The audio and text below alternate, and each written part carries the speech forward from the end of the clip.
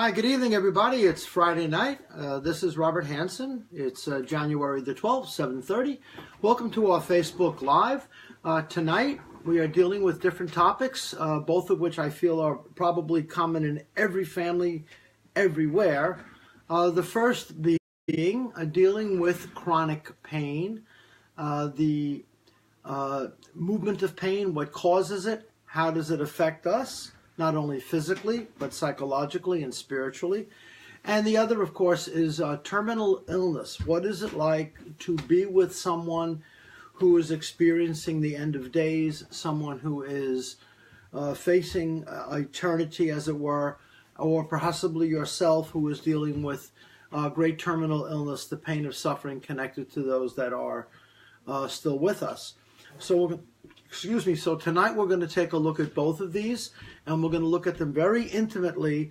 And perhaps some of you, if you really open up and really listen, you might find a little relief and understanding that may help you through your own personal pain or witnessing the pain of others, or if you are facing notification that terminal illness is going to move into your life or has already entered there.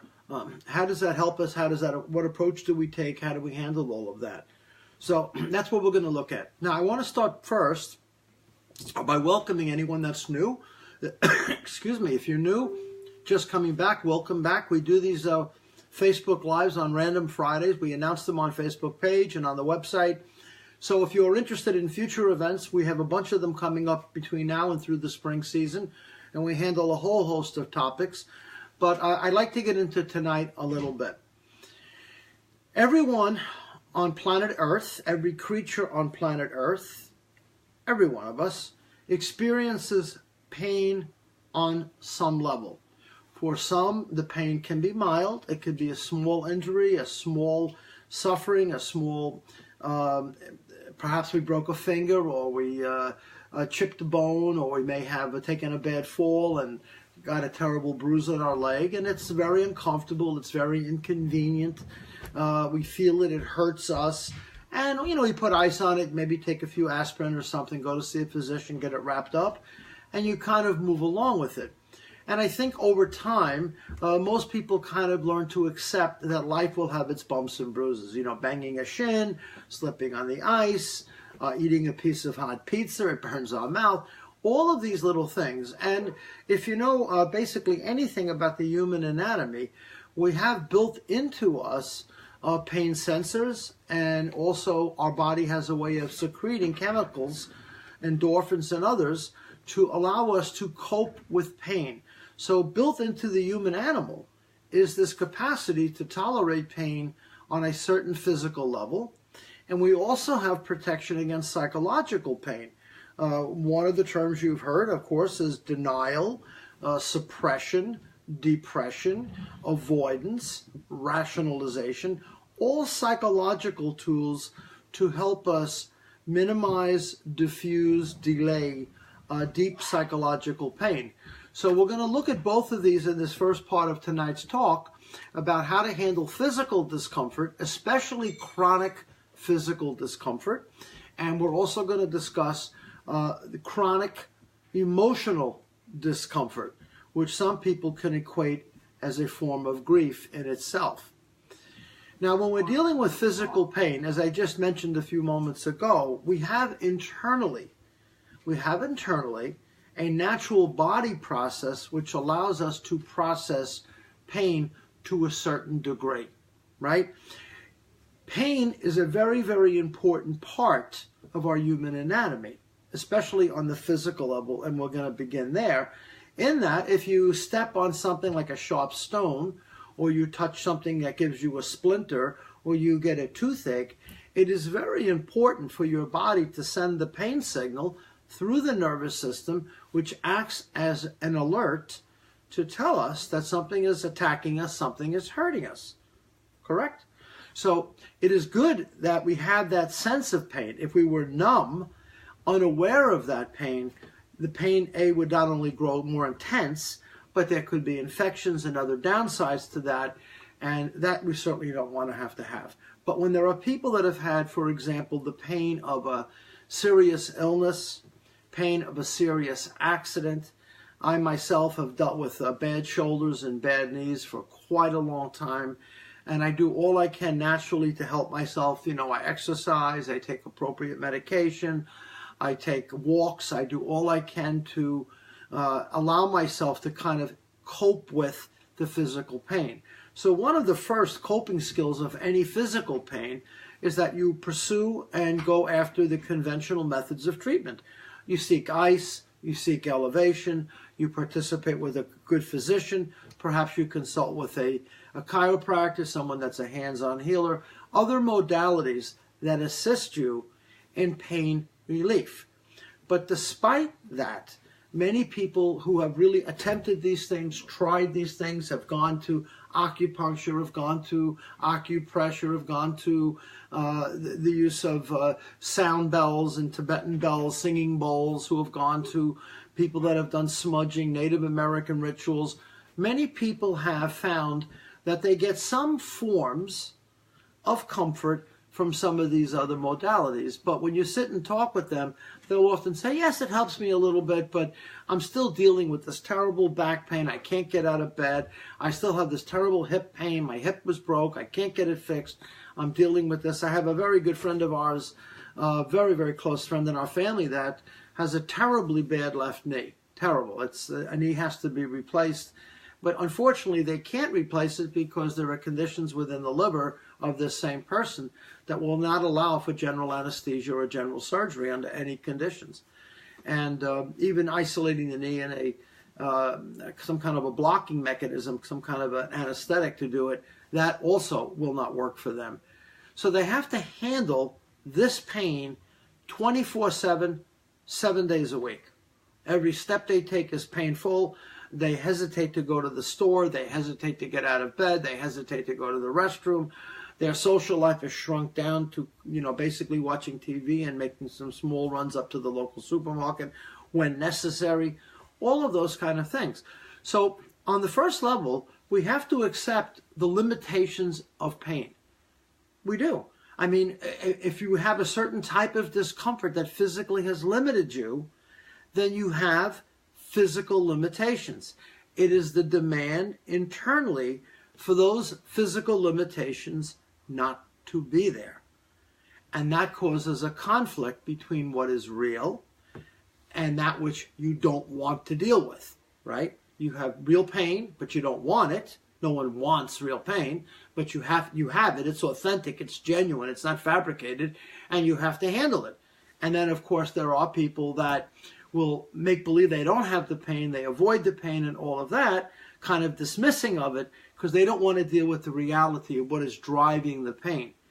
For some people, that could be pain of cancer, finding out they have terrible, terrible bone cancer or cancer in the spine or cancer in a particular joint of the body which becomes highly inflamed. There are people with terrible diabetic wounds, diabetic sores. They've got terrible pain with that. You've got folks that have ALS, other dystrophic illnesses which cause them great uncomfortability, great distress. So there's a whole host of physical ailments. And of course that includes people that have been injured in car crashes and skiing accidents, people who have been terribly burned, people that have stumbled down a flight of stairs and have ruptured an organ. All of these topics, all of these fall under the umbrella of physical pain. But complementary to the physical pain, of course, is our psychological approach. This becomes very important right here. Okay, so please listen very carefully. When we are dealing with physical pain, one of the reflexes psychologically is that we say, why is this pain happening to me? Why is this pain happening to me? And when pain has become personal, when you feel somehow pain is personal to you, it is shifting from pain to what we refer to as suffering. I am suffering. I am dealing with terrible discomfort. The I, the statement of the me, the egoic structure, the ego within self says, this should not be happening to me. I am a good person, I am a good dad, I am a good mom, I'm a good brother, I'm a good sister, I'm a good human, I do charity work, I do this, I do that, and yet I'm dealing with this terrible pain, right?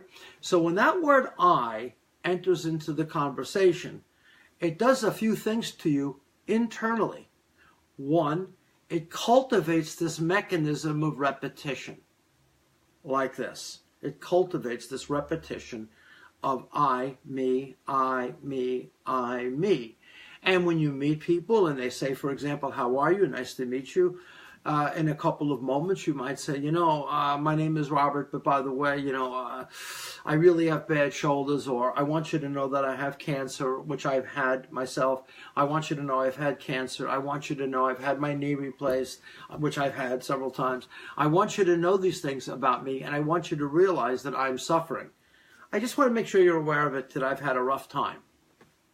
You see, many people are like this, and they kind of identify their egoic structure, the me, themselves, as the one who is enduring pain, right?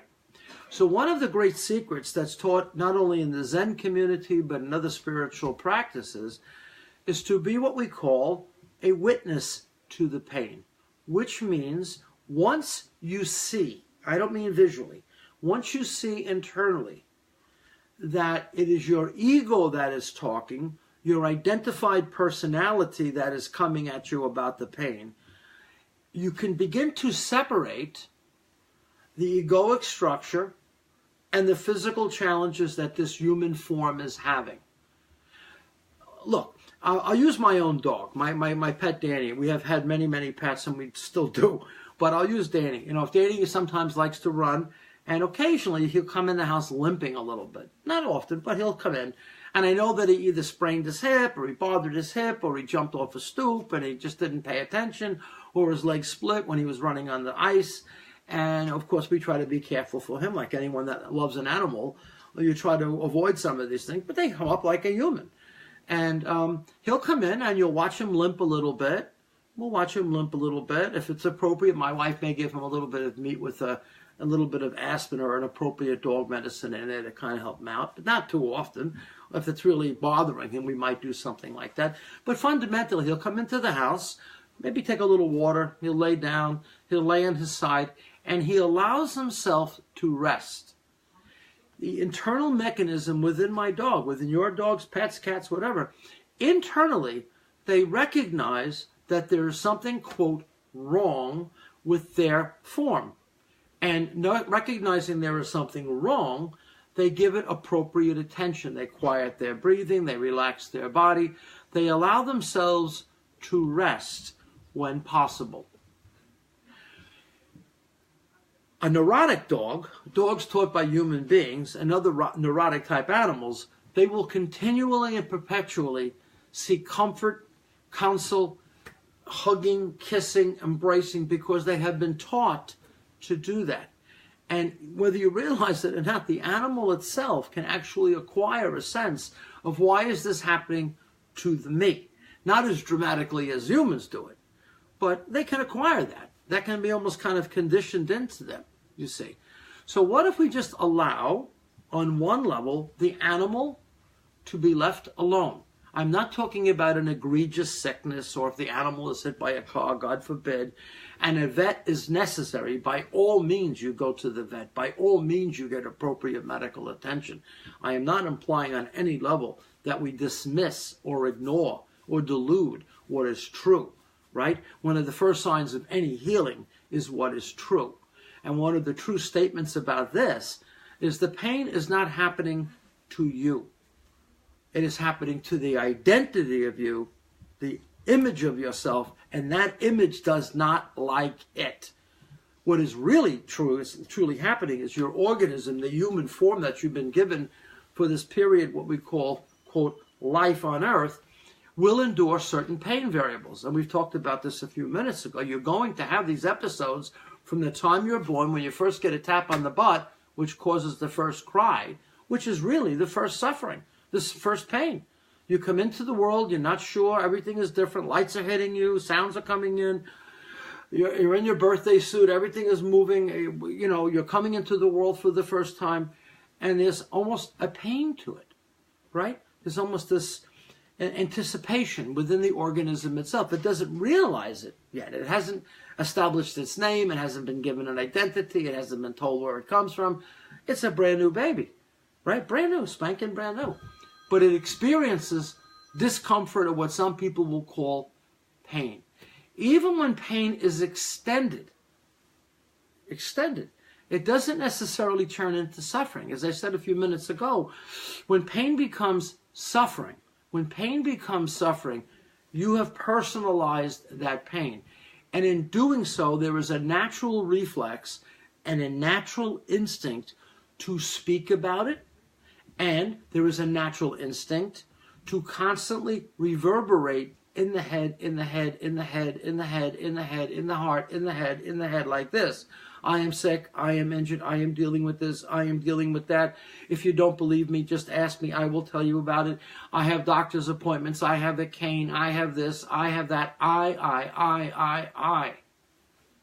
And yet within your human experience, within the human animal of yourself, your natural state, it will come in and try to assist you to heal this pain by first saying, accept that at this point, in the present moment, you have these physical characteristics that are challenging your human form. Right? Outsiders are going to say, yeah, that's easy for you to say, that's very easy for you to say, but when I'm hurt, I'm hurt. You know, that kind of a thing. A lot of people do that, of course, as you know. And there is almost a vicarious sense, a shifted sense. They almost take a form of connection, a form of pleasure, and saying, I am the wounded one. Someone says, oh, you have a bruise on your arm. Oh, yeah, it was terrible. Take a look. I mean, take a look at my side. Take a look at my bruises. Do you see what I'm going through? Why do people do that? To gain comfort, to get a sense of being taken care of, becoming a victim a little bit, all of those things, right? One of my family members actually has a tattoo on his arm, and it says, pain is inevitable, suffering is optional. I'm sure many of you have heard that, and that is a true spiritual statement. It doesn't say pain is maybe, or sometimes, or from time to time. It says it is inevitable. In other words, pain will absolutely show up in this human condition. It will. And you have been given the equipment to handle it internally. The suffering part, which I've touched on several times now, is how internally you perceive this. Now, I want to go into a little bit of a spiritual look at this for a minute. Okay?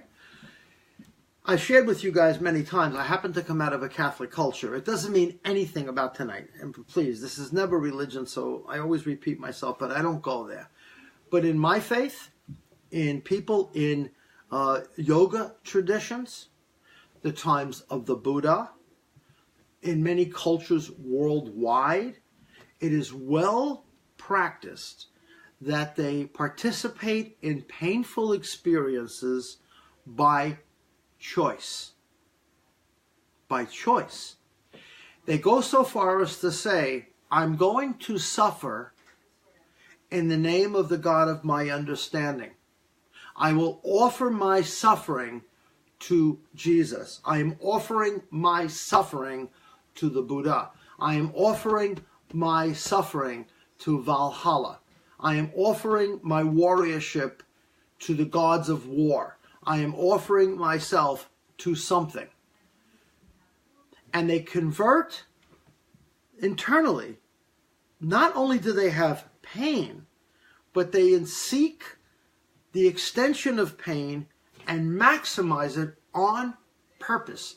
There were periods back in the Dark Ages especially where men and women, but particularly the men, because at that time the females were not as respected and not as welcomed into the spiritual circles, but many of the priests and the bishops and the Catholic clergy, many of them back, the martyrs and all of these guys, they would go out and they would wear jackets with little nails in them on their bare skin. They would take pieces of rope or twine or even small chains and tie them around their arms and pull them till they bleed, pull them around their legs till they bleed. They would take whips and beat themselves over the back.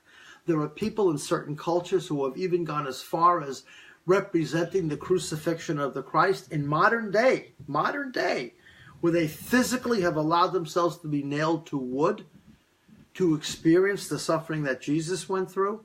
There are people that deprive themselves of food. They deprive themselves of nutrition. They deprive themselves of comfort. They live in the rain. They live on the trees. They live in on the bushes on purpose. Now, it's one thing to say, if you're in military work, for example, our great U.S. veterans, I refer to them every single time I do this, right?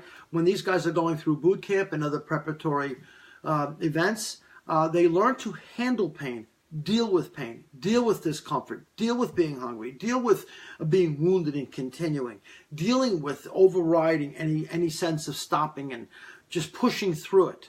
And they need to learn to do that in order to survive physical combat. They need it. You have to have it. It's an acquired tool, correct? But that is something that is done for a specific purpose. There are guys that play football. We're coming up on the weekend of the playoffs this way in the NFL, if you follow football like I do. And these guys have been through 16 weeks already of hell. And now they're coming up on even a further level of it, and there's going to be bruising, there's going to be hitting, there's going to be legs snapped, there's going to be helmets spun around their heads, and they're going to go through a lot of physical pain. They are, right? They are. But if you see these guys go off to the side, they'll hold their knee and they'll say, you know what, I want to go back in, coach. Get me back into the game.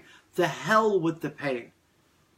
The heck with it. I want to go in. I want to play, right? Same with the military guys. There are many, many people who have internally in them the desire to override the pain on a short-term basis, right? You can override it for a short-term period of time. Short-term can be weeks, it could be months, it could be a minute, it could be a day.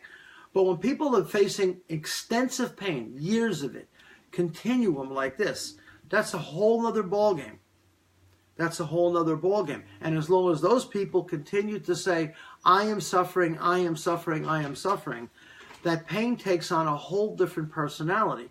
So what then were these mystics, mountain mystics? What were these, the guys in the Vedic and the Hindi traditions going up and starving themselves, eating only bugs and mud water as nutrition?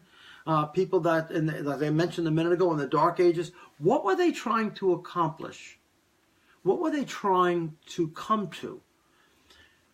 When it was looked at deeply, we began to see that when one learns to endure or transcend pain, when there is a genuine internal shift from the pain is happening to my body and I accept it, rather than the pain is happening to me, which is the egoic statement, the suffering begins to abate.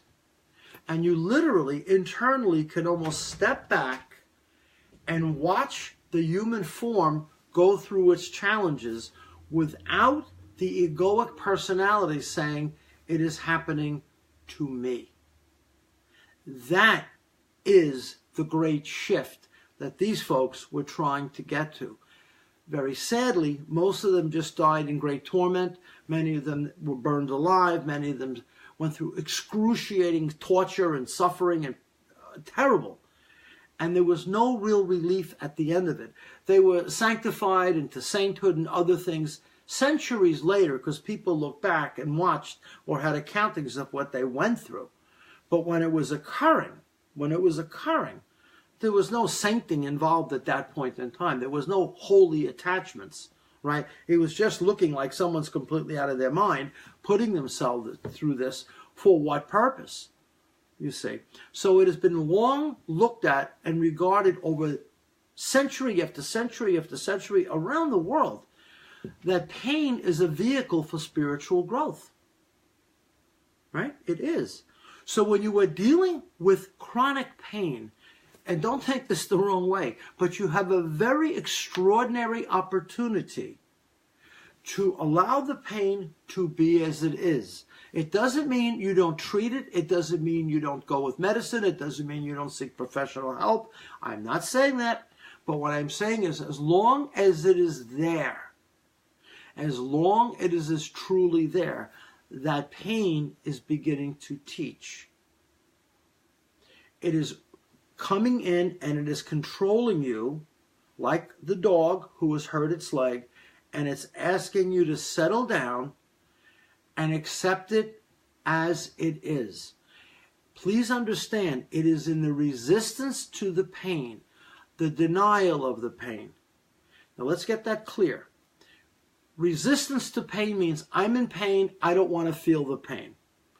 On certain short-term purposes, that has a very practical attitude. You kind of bite your lip and you get through it, right? Many people can do that, even if it's just for a moment. They can, and they go through it, right? They can. But when you're presented with it for a period of time, that resistance becomes exhausting because the pain is not leaving and the resistance will. It will. There's nowhere that you can't, you'll become exhausted very rapidly. No one can handle that. When the man on the cross was put on the cross, and again, this is not religion, but when Jesus was put up on the cross and enduring not only the brutal whipping and the spitting and the thirst and his lungs filling with fluid and his skin being pulled off and his mother and his friends at the bottom of the crucifix and this whole horrific scene, people sticking a sword in his side or a spear in his side and laughing at him and urinating on him, and I mean the whole ticket, right? By him up on wood, right? Watching other people dying around him, right? One of the great statements that was ever spoken said, "Father, it is thy will, not mine, let it be done." He wasn't saying, this is what you want to happen to me, the me. What he was saying was, Father, universe, this is happening. I am up on the cross. I cannot get off. There is no escape. There is no freedom from this terrible pain. Therefore, I surrender to it. I surrender to it. A part of the Christ figure, though, also showed his humanistic side where there was a suffering. There was, right? Even in certain prayers, they'll say he suffered, died, and was buried. On the third day, he rose again, according to certain scriptures, right? He suffered, died, and was buried. That suffering piece is referring to his humanity part that struggled with the surrendering part. And that's why the lessons that are taught from that particular man are so profound, because they come in not only as a human, but they come in also as a great spiritual teacher, right? On both planes, right? So when we have this natural humanistic reaction to pain, it is there. And if you have something that is there, something that will not release itself, something that will not free itself from you, it is your opportunity to transcend. Meaning, can you rise above it and almost watch it as it is occurring, almost as an outer body experience? Not the fantasy of it. And I'm not talking you to make up stuff. I'm talking about really watching. Really watching. When you allow yourself to really watch, when you bear complete witness, when you surrender completely what is true, your consciousness begins to shift. The great separation from the egoic me to awareness cultivates this beautiful window that opens that will allow each of you to handle a great deal more pain than you can imagine. Now, of course, on a physical level or a psychological level, there are thresholds of pain that no human animal can endure. No animal can endure. And there are psychological levels that no human being can endure. Even enlightened masters, even great spiritual people like the Christ and the Buddha, who the Buddha, by the way, was poisoned, just to keep the record straight a little bit, right, which included a great physical suffering, sickness, illness, and poisoning, right, the Christ being tortured to death, and many other martyrs and saints and so on, not just in this culture. the martyrs and saints of the Japanese people, of the Chinese people, of the Tibetans who were slaughtered by the communist Chinese, tortured to death. Many, many cultures have been put through tremendous, atrocious pain. And they did absolutely suffer physically. There is no question about it. No one's getting burned alive and going, this is great. That's not going to happen. And in those situations, the pain can be so overwhelming that the mind basically just shuts down. It just shuts off. But we're not talking about these extreme levels of being on the torturer's rack in some hellhole someplace. We're talking about dealing with the wounds of cancer, dealing with a broken leg, dealing with spinal cord issues, terrible diabetes, those kind of issues, in which the body is still being attended to, because around the body there is a sense of compassion, healing, care, love, concern, right? Like that. I want to share a quick story with you guys about this transcendence of pain. Many, many years ago, I'm going back now, a long time ago before I was born, there was a very, very famous professor. His name was Pavlov. You may have heard of him. He was the one that did the experiment with the dogs, with the ringing bell, and he would put out a piece of meat for his dog, and he would ring a bell when the food was served. And the dog would smell the steak, gobble it up, and go back. Next day, put the steak down, ring the bell, dog would come down, gobble it up. And this went on for a few days, a couple of days, maybe a week or two even. And he eventually found that the dog would come down when he rang the bell, and when the food was not there, the dog not only became a little agitated, but it drooled. It had the same exact symptoms, basically, as when the food was there. So that was known as a conditioning, right? It was a condition. That animal was conditioned by the bell to seek the food. Now, many people don't know these other parts of his experiments, but one of his experiments, which was not done at cruelty, there was no cruelty here, is he wanted to see what would happen and how do we reduce the aggression in really aggressive animals, really aggressive dogs. How can we train them to be less aggressive? And one of the things he found out was, if you make a dog tired, physically exhausted, is much more open to learning. So one of the things that he did was he put the dog on a treadmill. Dun, dun, dun, dun, dun. And he got the dogs very tired, physically exhausted. And he found when he got them tired like that, they behaved very differently. Then he also had another experiment, which is the one I want you to really listen to, where he would put small electrodes, I should say, on the dog's paws. And he would give them a very, very light level of shock. Just a little, like this. Nothing to hurt them, but just enough to irritate them. And he found out that through the conditioning of discomfort, the dogs would respond to certain tasks. Now, this part is really interesting, and I think you'll find it very fascinating. Because of his studies, he had an assistant, and he had several of them, but he had one assistant that was kind of close by. And Dr. Pavlov found out that he did these experiments with the same dogs Monday to Friday, basically. Monday, Tuesday, Wednesday, Thursday, Friday. And he found that the dogs were always reacting the same, except on Thursdays. Every Thursday it was different. And he couldn't understand it. He goes, what am I doing differently on Thursdays that I'm not doing through the week? This is nuts.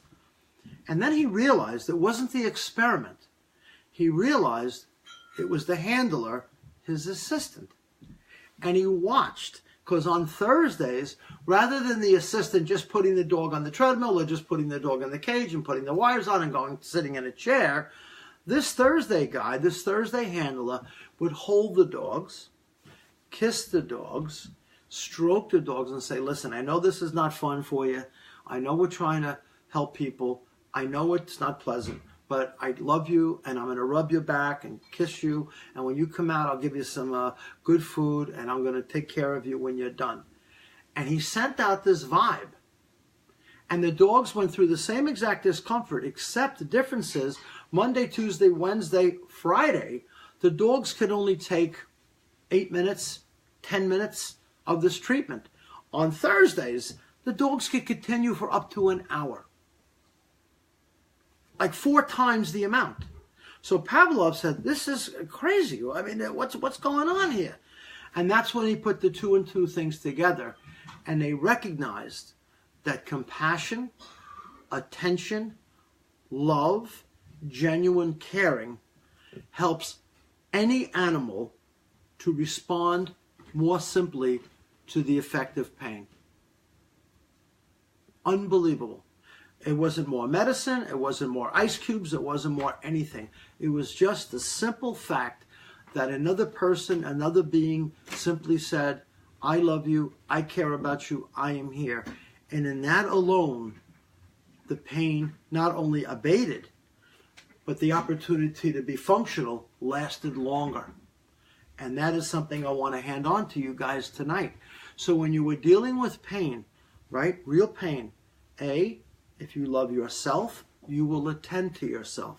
When people are around you that are loving and cooperative, I'm not talking about tricking them into becoming slaves for you or servants to you or making your husband be your nurse or your wife be your nurse or whatever it is full-time and imposing your illness on them as a form of guilt and control. No, no, no, no, no. I am not talking about that. You are not to use your pain as a vehicle of drawing attention to yourself so you can shrink yourself back into infancy in some way, right? The idea is to get yourself as up as you can to see the pain coming through the physical form, to bear witness to it. And as long as you are bearing witness to it, this space opens up. And it is in that space that the elements of love and compassion can enter.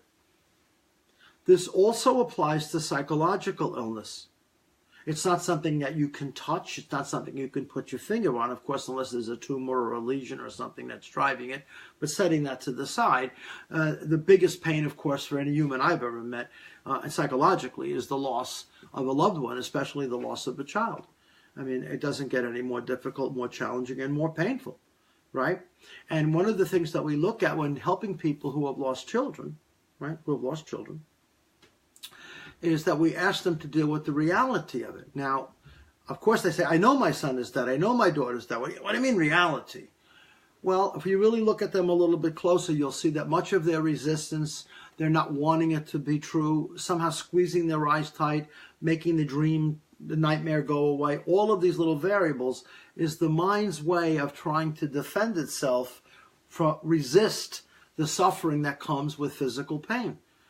And suffering that comes from emotional, psychological pain, right?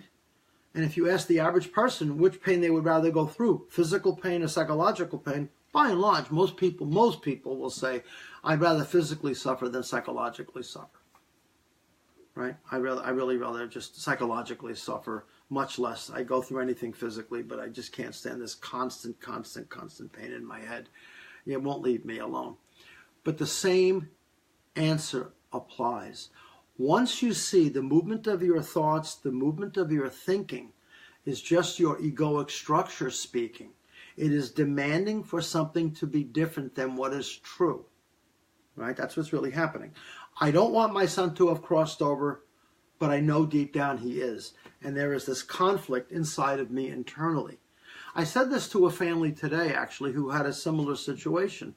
I said, when you're learning to transcend, you're not going to become free from your son's passing. It's not going to happen. You've lost your son. A teenager, he has crossed over in a terrible accident, and that's what happened to him. You're not going to be free from that. That's the truth. You're not going to separate from that truth. But you can learn to be free with, listen again, you can learn to be free with that pain. Which means you can still have a good meal, and you can still walk at the beach, and you can still go to a movie and take a vacation, and recognize in those processes that there is a pain that moves through your body. And here it comes. I'm thinking of my son. It really, really hurts. It really, really hurts. It really, really hurts. It starts to dissipate, and now you're going to the beach with your husband or the kids, and you can sit down and enjoy a nice afternoon. If the pain comes up again, so be it. Now, if every time you meet somebody, you tell them that you're a widow or you're a mother that's lost a child, that reinstills the egoic part. It's almost like a moving confessional. We're constantly harping on, talking about, discussing, reverberating what has happened, what has happened, what has happened, what has happened, what has happened. And the present moment becomes non-existent, and the mind lives completely 100% in the past. And that is the source of the acute suffering. I want to be crystal about this, please, you guys. By not dwelling on the past is not a violation of anything sacred. It does not take them away from you. It does not minimize them. I meet so many people who feel guilty that somehow they don't think about their dead daughter every single day. On some level, probably throughout the day, they have some reflections of it. Yeah, of course you do. Of course, right? Of course you do. I mean, a lot of you know we've had some death in my family recently. And of course it'll come in my head, but I can see it like a movement of thinking. Dunk, dunk, dunk, dunk, dunk. Like the clouds come up in the morning. I can see them. Like the sun is rising, I can see them. And I know throughout the course of the day, things will shift. It also shifts in me. But whatever I resist keeps knocking on my head. I resist it. I resist it. When I open the door to it and say, okay, come on, let me feel you. Let me feel it. Let me feel it. Let me feel it. All of a sudden, the knocking stops. And you know what? It stays a very short amount of time. And you kind of exhale and you breathe through it. And the next thing you know, you're back in movement again. I have met hundreds of families, hundreds, that have lost their children. Hundreds. And in many, many cases, they continue to live a relatively complete, full, happy life. Are there always a little aching sadness in them? Absolutely. Absolutely. And to make believe it's not there, to resist that it's not there, is just kind of silly. Allow it to be there. But at the same token, if you dwell on it continually, healing cannot enter. It cannot enter. That is why the animal within us, look, and again, I'm not trying to compare us to some animals in the forest. I understand our consciousness is higher. We are human. Those are animals. We're different. I understand. I get it. But the animals also teach. You can see videos on the History Channel or the Nature Channel, and you see in the Sahara or in the savannah during the dry season, they're thirsty for water. The elephants are moving towards water, and eventually one of the young elephant babies winds up dying. You can see the mother come back. Her trunk goes in the air, and she's scraping the sand, and she recognizes the death of her baby. But the pack, the group of elements, is continuing to move. So she turns, makes one last blast, and she leaves the baby there and continues to go. Internally, the universe has built that into every animal. To release and continue. To release and continue. She can't drag the dead elephant baby across the desert. Right? You can't do that. You can't take, with respect, a child that has died and attach them to you and hold them even after death. Maybe for a moment or two, but after that you have to surrender the physical form, right? When that physical form is surrendered and completely released, internally, again, there is this transcendence. When you really let it go, right? Not letting go of what happened, but letting go of that reality, right? And you release like this. And when that occurs, the mind sees it differently. Your spiritual essence sees it differently. And it begins to see it as the movement of life. It begins to recognize it as a witness. It begins to see it from, as I keep referring to, the space in between. When that space is closed and your ego is only involved, and the comments such as my son, my daughter, bind you like this, of course suffering is certain to be there. For some parents I've met, and this may include some of you, unless they are suffering like that, they feel they are not a good parent. They do. And I don't try to stop them unless there's some kind of harm involved or they threaten to hurt themselves or something like that. But barring that, I know they're just not ready to hear what I'm referring to. I don't demand it. All I try to do is let them sense that there is much more peace available to them than they realize, you see. Now, I also meet people, and we have them in my own family. It happened with my mom, actually. You know, there are people that have, excuse me, certain physical conditions and certain illnesses that are standing for a very long time. You know, with my mom, she was sick for quite a while, up and down, a couple of hospital stays in and out. And then eventually her physical body released itself and she passed away last year. Was it painful? Did I miss my mother? Of course. But she also had distress. She had physical discomfort. There was physical unpleasantries. We had good medication for her. We had healthcare practitioners attend to her. Our family was very good with her. We did a lot of very good things. That is the love, the Pavlov dog story, coming to my mother. It helped her endure more than she could. It is always easier to endure when you have a partner at your side, someone to hold on to your hand. It's always easier. Very, very, very few people can be isolated and endure terrible suffering and come through it completely at ease. It is very, very rare. It happens, but it's very rare. Most people endure much better when someone is with them. Even people that are facing the same common problem together. You know, it's easier, quote unquote, to endure it when there's a sense of communion or togetherness that is attached. So when you are given psychological, spiritual, physical illness that is continuous, in other words, the doctor has said to you at some point, you're not just in a suffering mode, you're not just in a painful mode, and you have 30 more years to go of this, you know, or you have 24 years, or hopefully down the road we'll find some alternative for you. And you might say, the hell with all that stuff. I'm just going to drink. I'm just going to take drugs. I don't want to feel this anymore. I'm just going to sever the snake at the head and leave, right? But when you have people that have terminal illness and they're told, let's say today, Friday, January the 12th, well, according to the CAT scans, according to the MRIs, according to all our medical research of the past, we're giving you about 3 months to live. Your pancreatic cancer is at that level, and it's at 4th stage, and there is no coming back for you, right? Or the trauma to the mind, or the trauma from the car crash. You're told in bed, you're sitting up and saying, listen, we cannot do the surgery. The wounds in the brain are too intense. I know you understand this. I know you're nodding. We can't do anything for you. So what we're going to recommend is you enjoy your days, spend the time with as much quality as you can, and, quote, prepare for death. This is what many people point to. And you will see people who are terminally ill. They're laying in bed. People come around them. They talk about them behind their backs. I'm not saying negatively. Well, they might. I guess. I don't know. But, you know, oh, she's really, really sick, and he's not going to make it, and this kind of a thing and that kind of a thing. And the doctors are in the hallway. They tend to put on more lighting. It's a little bit more open. You feel more exposed, more vulnerable. And it's almost as though they've already pronounced you dead before death has even arrived. The truth of it is, you're still living. You're still living, right? You're still alive. And to hold on to, not, I might die, so I'm going to hold on to my life with 2 hands, which again is a form of resistance. On a spiritual path, you say, in this moment, I am alive.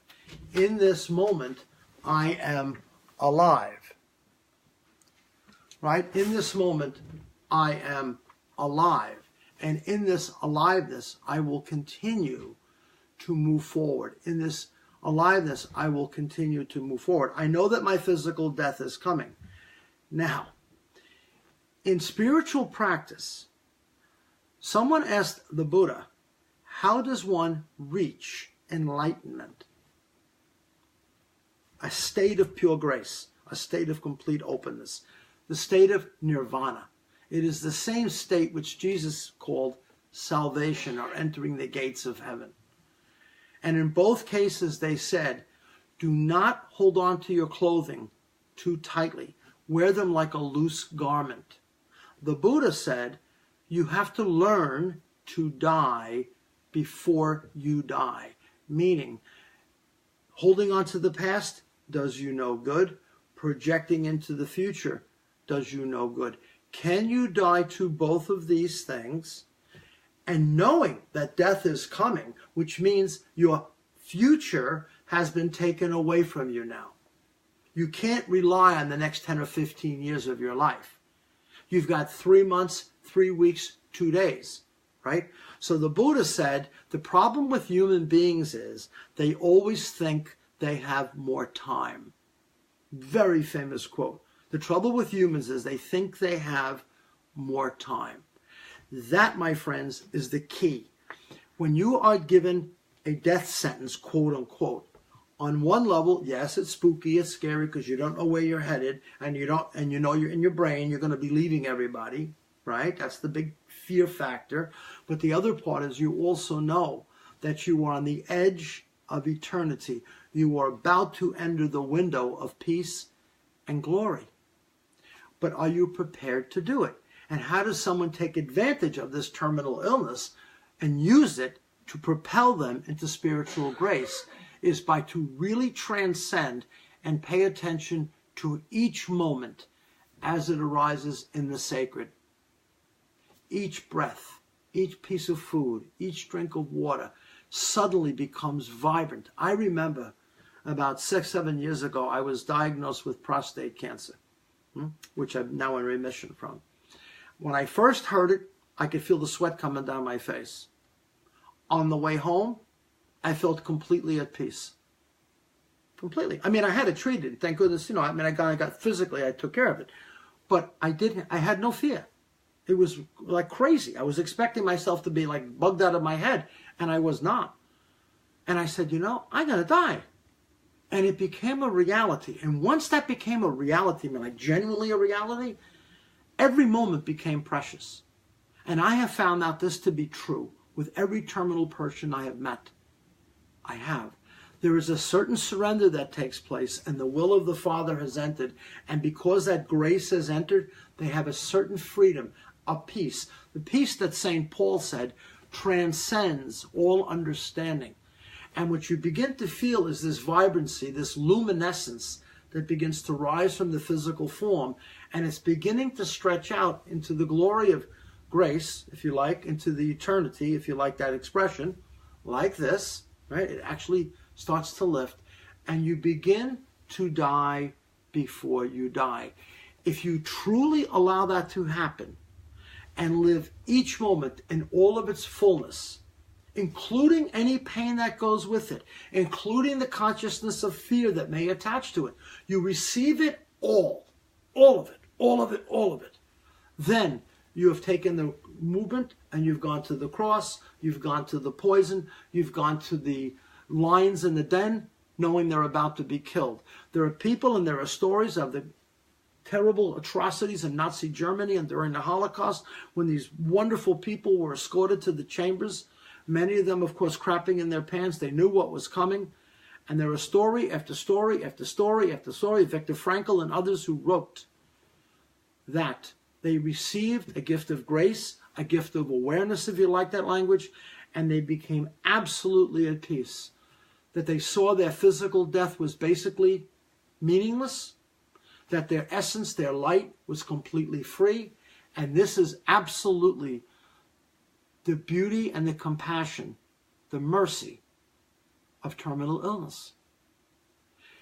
For some people, they love to know the future. When you know your future is going to be 3 months out, it can either free you completely or make you nervous. Right? And you're not nervous, by the way, my friends, from the unknown. Where am I going? What am I doing? Who's going to be with me? Who's going to receive me? On some level, you may worry about that. What most people are really worried about is leaving behind what they know. I don't want to leave my wife, leave my children. I know all of these things. I'm familiar with everything. I don't want to go walking down that road. Oh my God, stop it. I don't want it to stop. Right? So let's say, for example, you were given 100 years of life, 200 years of life, 500 years of life, 1,000 years of life. At some point in time, it's going to come to an end. And all the kicking, all the screaming, all the whining, all the resisting ain't going to stop it. Right? That is the beauty of being human. You have this amazing opportunity to transcend physical pain.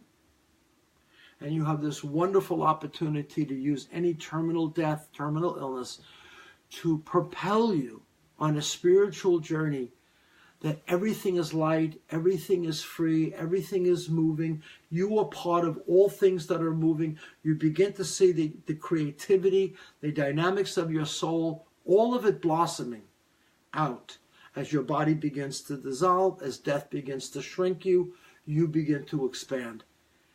And that is what is referred to, by the way, in the physical phenomena as the enlightenment process. If you've never even heard of the word before, there are people that have had that experience at death's door, and they say, I don't know what this is, but I feel so peaceful.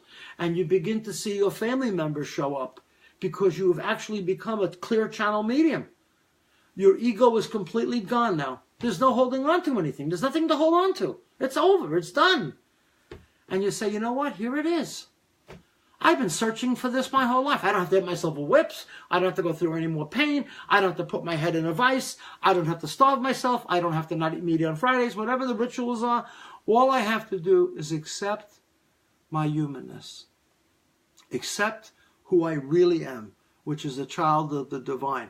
Accept that I'm being called home. Accept I am being called home through this particular form. I'm not being killed in a car crash. I'm not being blown up in one of our great Americans in Afghanistan. I'm not dying in a house fire. I'm being called through my terminal illness to return home. And I have been given this grace, this amazing opportunity, like going to a Zen monastery, to sit in this illness, to sit with sickness, to sit with dying, and really come to that place of transcendence, complete surrender. And you too will say, by God's grace, I go. You will. And you will come to understand that peace beyond all understanding. You will come to see that peace beyond all understanding. This, my friends, is the very big key to dealing with unbearable pain, chronic pain, and the surrendering of terminal illness. I hope this helped you guys a little bit. With all respect, I want to wish you all a very, very nice weekend. And please be careful. The weather's going to be changing again, I guess. And we're going to get some cold snaps back. But until then, I wish you peace. Please stay in touch with me. If there are any topics you'd like to hear about here on this Facebook Live, just send us a quick text. Send me a message. Let me know if there's an area you'd like to get into. And I'd be very happy to help you. With that being said, my friends, namaste. I'm going to sit up now and push that button and say good night to you guys. Thank you all. Have a good night.